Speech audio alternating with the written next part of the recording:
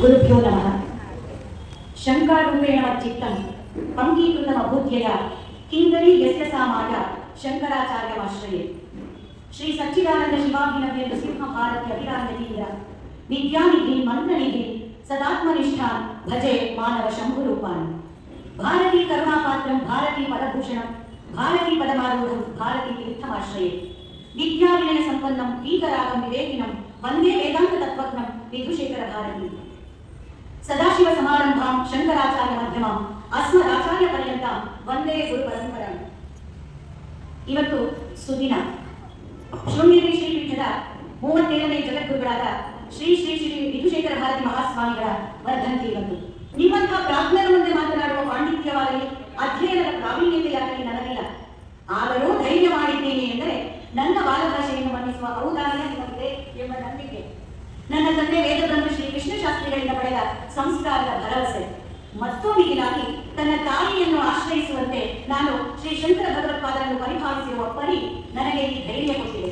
ತಮಗೆಲ್ಲ ತಿಳಿದಿರುವಂತೆ ನಾಸ್ತಿಕತೆ ಮತ್ತು ನಿರಾಕರಣವಾದ ಅಖಂಡ ಭಾರತದ ಸನಾತನ ಸಂಸ್ಕೃತಿಯನ್ನು ನಿಸ್ಸತ್ವಗೊಳಿಸುತ್ತಿದ್ದ ಕಾಲದಲ್ಲಿ ಸದ್ಧರ್ಮ ಪುನರುತ್ಥಾನಕ್ಕಾಗಿ ಅವತರಿಸಿದ ಪರಶಿವಾವತಾರಿ ಶ್ರೀ ಶಂಕರ ಭಗವತ್ಪಾದರು. ಭಗವತ್ಪಾದರ ಪ್ರಕಾರ ಜಗತ್ತನ್ನು ಗೆದ್ದವರು ಯಾರು ಅಂದರೆ ತನ್ನ ಮನಸ್ಸನ್ನ ಗೆದ್ದವರು ಜಗತ್ತನ್ನ ಗೆದ್ದವರು. ಹೀಗೆ ಮನಸ್ಸನ್ನ ಗೆಲ್ಲುವ ಕೆಲಸ ಬರೀ ಅಧ್ಯಯನದಿಂದ ಪಾಂಡಿತ್ಯದಿಂದ ಆಗುತ್ತದೆಯೇ? ಇಲ್ಲ. ಅದಕ್ಕೆ ಅನುಷ್ಠಾನ ಮತ್ತು ಸಿದ್ಧಿಯ ಅವಶ್ಯಕತೆ ಇದೆ. ಅದೇ ಅಧ್ಯಾತ್ಮ. ಆತ್ಮಾನಂ ಅಧಿಕೃತ್ಯ ನಮ್ಮೊಳಗೆ ನಾವು ಮಾಡುವ ಪ್ರಯಾಣ ಅಂತರ್ಮುಖ ಪ್ರಯಾಣ, ಅರ್ಥಾತ್ ಅಂತರಂಗದ ಶೋಧನೆ. ಅಪರಿಣಿತ ಪಾಮರ ಪ್ರೇಮಿ ಶಂಕರ ಭಗವತ್ಪಾದರು ಇಂಥ ಆತ್ಮಜ್ಞಾನದ ವಿಷಯಗಳನ್ನ ಎಷ್ಟು ಸರಳವಾಗಿ ಹೇಳಬಹುದೋ, ಎಷ್ಟು ಪುನರಾವರ್ತಿಸಿ ಹೇಳಬಹುದೋ, ಎಷ್ಟು ಸೋದಾಹರಣ ಸಹಿತ ಹೇಳಬಹುದೋ ಅಷ್ಟೋ ಸಾಧ್ಯತೆಗಳನ್ನು ಬಳಸಿ ನಮಗೆ ಅರಿವು ಮೂಡಿಸಲು ಯತ್ನಿಸಿದ್ದಾರೆ. ಉದಾಹರಣೆಗೆ ನಿಮಗೆಲ್ಲರಿಗೂ ಗೊತ್ತಿರುವಂತೆ ಭವಾನ್ಯಷ್ಟರ, ಶಿವಾಪರಾಧ ಕ್ಷಮಾಪಣ ಸ್ತೋತ್ರ, ನೃಸಿಂಹಕರಾವಲಂಬನ ಸ್ತೋತ್ರ, ಸಾಧನ ಪಂಚಕ, ಪ್ರಾತಸ್ಮರಣ ಸ್ತೋತ್ರ, ಭಜಗೋವಿಂದಂ ಹೀಗೆ ಲೌಕಿಕ ಪರಿಭಾಷೆಯಲ್ಲೇ ತಾಯಿಯೊಬ್ಬಳು ಮಗುವಿಗೆ ತಿಳಿಸಿ ಹೇಳುವಂತೆ ಸರಳವಾಗಿ ಹೇಳಿದ್ದಾರೆ.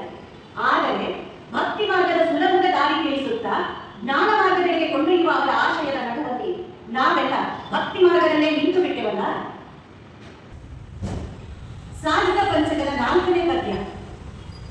ಶುದ್ಧ್ಯಾದಿಷ್ಟ ಚಿಕಿತ್ಸ್ಯತಾಂ ಪ್ರತಿದಿನಂ ಇಚ್ಛೌಷಧಂ ಭುಜ್ಯತಾಂ ಸ್ವಾತ್ಮನ್ನಂ ನತು ಯಾಚ್ಯತಾಂ ವಿಧಿವಶಾತ್ ಪ್ರಾಪ್ತೇನ ಸಂತುಷ್ಯತಾಂ ಶೀತೋಷ್ಣಾದಿ ವಿಷಕ್ಯತಾಂ ನತು ವೃಥಾ ವಾಕ್ಯಂ ಸಮುಚ್ಚಾರ್ಯತಾಂ ಔದಾಸೀನ್ಯಂ ಅಭೀಪ್ಸ್ಯತಾಂ ಜನ ಕೃಪಾ ನೈಷ್ಠುರ್ಯಂ ಉತ್ಸೃಜ್ಯತಾಂ. ಇದರ ಅರ್ಥ ತಪ್ಪಿದ್ರೆ ಪ್ರಾಜ್ಞರು ತಿಳಿಸಿ. ನಾನು ಅರ್ಥ ಮಾಡಿಕೊಂಡಂತೆ ಹಸಿವು ಎನ್ನುವುದನ್ನು ಕಾಯಿಲೆಯಂತೆ ಪರಿಗಣಿಸಿ, ಹಸಿವಾಗೋದನ್ನ ಒಂದು ಕಾಯಿಲೆ ಅಂತ ಪರಿಗಣಿಸಿ ಪ್ರತಿದಿನ ಭಿಕ್ಷಾ ಔಷಧವನ್ನು ತೆಗೆದುಕೊಳ್ಳಿ, ಅಂದ್ರೆ ಆಹಾರ ತೆಗೆದುಕೊಳ್ಳಿ. ರುಚಿಕರವಾದ ಆಹಾರವನ್ನು ಬೇಡಬೇಡಿ. ದೇವರು ವಿಧಿಸಿದಂತೆ ನಿಮ್ಮ ಪಾಲಿಗೆ ಬಂದದ್ದರಲ್ಲಿ ತೃಪ್ತರಾಗಿ ಶಾಖ ಶೀತ ಇತ್ಯಾದಿ ಎಲ್ಲ ವೈರುಧ್ಯಗಳನ್ನು ವ್ಯರ್ಥ ಪ್ರಲಾಪವಿಲ್ಲದೆ ಸಹಿಸಿಕೊಳ್ಳಿ.